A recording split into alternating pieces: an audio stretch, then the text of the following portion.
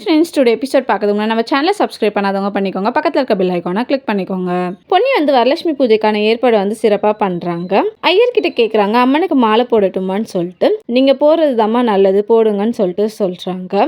ஜெயாவும் சந்திரசேகரும் அந்த பிளேஸ்க்கு வராங்க. பொன்னியை புகழ்ந்து ஐயர் பேசுகிறாரு. எல்லா ஏற்பாடும் சிறப்பாக பார்த்துக்கிட்டாங்க அப்படின்னு சொல்லிட்டு. பிரீத்தி மனசுக்குள்ளே நினைக்கிறாங்க, இன்னைக்கு நாளில் நீ ரொம்ப சந்தோஷமாக இருக்கல பொன்னி, இன்னைக்கு நாள் முடிகிறதுக்குள்ளே நீ அழுவ அப்படின்னு சொல்கிறாங்க.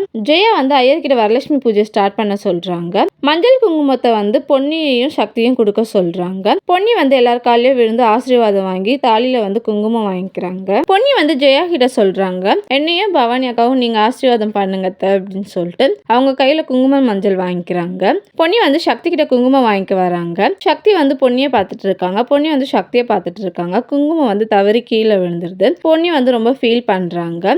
ஜெயா சாமி முன்னாடி இருந்த குங்குமத்தை எடுத்துட்டு சக்தி கிட்ட கொடுத்து வைக்க சொல்றாங்க.